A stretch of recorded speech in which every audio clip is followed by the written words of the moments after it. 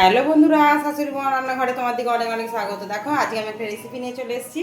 বানাবো পাস্তা। রুটি তরকারি করে ফেললাম, ছেলে এখন পাস্তা বায়না করছে, সেই জন্য বলি যে করে দিই। যাই জন্য ছেলেদের জন্য পাস্তা বানাবো। খুবই অল্প কিছু সামগ্রী দিয়ে পাস্তাটা বানাবো, খুব একটা বেশি কিছু লাগবে না। দেখো পাস্তাটা বানাতে আমি পাস্তাটা একটু সিদ্ধ করে নিয়েছি। এখানে আলু আর পেঁয়াজকে কেটে ধুয়ে পরিষ্কার করে রেখেছি। দুটো কাঁচা লঙ্কা ব্যবহার করব। আর এখানে দেখো আমি নিয়ে নিয়েছি টমেটো সস, ডিম, আর দেখো সয়া সস। আমি কিভাবে কি রেসিপিটা করবো তোমাদেরকে শেয়ার করবো, তোমরা দেখে নিয়ে অবশ্যই কমেন্ট করে জানাবে। আর আমার এই রেসিপিটা তোমাদের কেমন লেগেছে অবশ্যই আমাদের চ্যানেলটা এখনও যারা সাবস্ক্রাইব করোনি সাবস্ক্রাইব করে নাও, তাহলে যা কিছু রান্নার রেসিপি সবই দেখতে পাবে। তোমরা দেখতে থাকো কিভাবে কি করছে আমি। তোমরা যত বেশি লাইক দিবে কমেন্ট দিবে তত করতে আমাদের সুবিধে ভালো লাগবে, কেননা উৎসাহ পেলেই তবে যে কোনো ভিডিও এগোনো যায়। দেখো আমি প্রথমে তেল দিয়ে দিয়েছি, দিয়ে আমি দেখো প্রথমে একটু জিরা ফোড়ন দিয়ে দেবো। যে কোনো খাবারে জিরে দিলে খুবই ভালো, সেই জন্য জিরে ফোড়ন দিয়ে দেবো। আর খুবই গরমাভাবে করবো, তাতে করতে অসুবিধাও হবে না। এখানে দিয়ে দেবো দুটো কাঁচা লঙ্কা। আর এই দেখো পেঁয়াজ আর আলুকে আমি কেটে পরিষ্কার করে ধুয়ে রেখেছি। ফোড়নটা আমার হয়ে গেলেই আমি তুলে দেবো। তোমরা শুধু ভিডিওটা দেখে অবশ্যই কমেন্ট করে জানাবে আমার রান্নাটা তোমাদের কেমন লাগে। দেখো পেঁয়াজ আর আলুকে আলাদা করে ভাজতে লাগবে না, একসাথেই তুলে দেবো, দিয়ে ভালো করে ভাজা ভাজা করে নেবো। ভাজা ভাজা করে নিয়ে তোমার দিকে শেয়ার করবো, তোমরা দেখতে থাকো। দেখো আমি একটু নুন দিয়ে দেবো, আলুটা ভালো করে সিদ্ধ হয়ে যাবে, ভালো করে কুক হয়ে যাবে, রান্নাটা ভালো হবে, তাড়াতাড়ি সুবিধা হবে। আর আমি পাস্তাটা নুন দিয়ে সিদ্ধ করে রেখেছি। আর দেখো এখানে আমি একটু হলুদ গুঁড়ো ব্যবহার করবো, তোমরা চাইলে দিতেও পারো নাও পারো। হলুদ গুঁড়োটা দিলে একটু কালারফুল হবে, সেই জন্য আমি হলুদ গুঁড়ো দিচ্ছি। তোমরা তোমাদের মর্জি মতন দিতেও পারো নাও পারো। আমি এবার আলুটা ভালো করে ভেজে নিয়ে তোমার দিকে শেয়ার করবো, তোমরা দেখতে থাকো। দেখো বন্ধুরা আলুটা সুন্দর করে ভেজে নিয়েছি, একদম ভালো করে ভেজে নিয়েছি। একটা সাইড করে নেবো, আলুটা কড়াতেই থাকবে, সাইড করে নেবো। ওতে আমি ওই তেলেতেই দেখো তেল আছে, ওতেই আমি ডিমগুলো ফাটিয়ে দেবো। আমি এখানে দুটো ডিম ব্যবহার করছি, তোমরা তোমাদের পরিমাণ মতন ব্যবহার করবে অবশ্যই। তোমাদের মাত্রাটা তোমরা দেখে নিয়ে ব্যবহার করবে। আমার এখানে দুটো ব্যবহার করলে হয়ে যাবে কাজ, সেই জন্য আমি দুটো দিচ্ছি।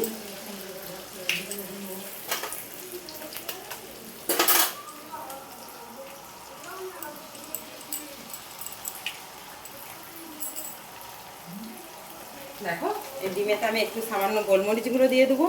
গোলমরিচ গুঁড়ো দিলে খেতে ভালো লাগবে।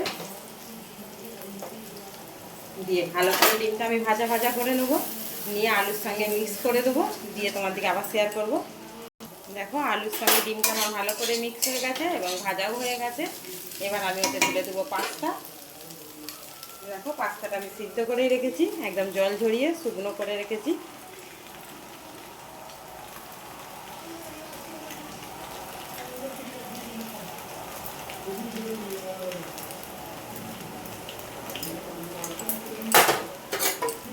এবার ভালো করে আমি ওর সঙ্গে মিক্স করে নেবো।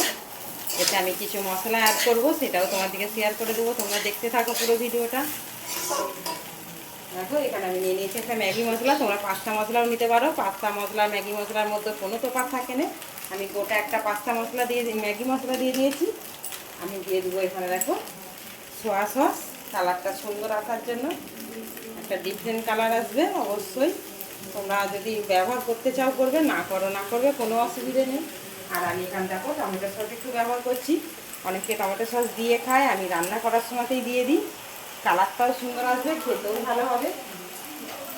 দেখো এবার আমি ভালো করে মিক্স করে নেবো, নিয়ে তোমার দিকে শেয়ার করবো, দেখাবো কালারটা কত সুন্দর এসেছে, অবশ্যই দেখাবো। তোমরা দেখতে থাকো ভিডিওটা।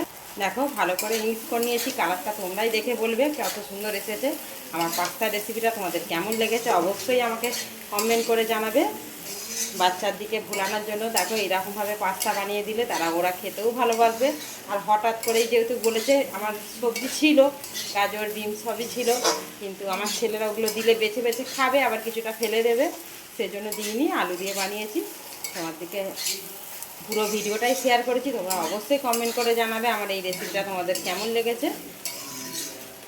দেখো কত সুন্দর হয়ে গেছে, রান্নাটা আমার হয়েই গেছে। দেখো পাস্তা রান্নাটা আমার একদম রেডি হয়ে গেছে, ঢেলে নেবো, নিয়ে তোমার দিকে আবারও শেয়ার করবো, তোমরা দেখতে থাকো। বন্ধুরা একদম পাস্তাটা রেডি হয়ে গেছে, প্রথম থেকে শেষ পর্যন্ত পুরো ভিডিওটা দেখেছি, অবশ্যই কমেন্ট করে জানাবে আমার এই পাস্তা রেসিপিটা তোমাদের কেমন লেগেছে। অনেক অনেক ধন্যবাদ আমাদের ভিডিওগুলোর পাশে থাকার জন্য আর কমেন্ট করার জন্য। তোমরা কমেন্ট করতে থাকো, আমরা রেসিপি বানাতে থাকবো। অনেক অনেক ধন্যবাদ।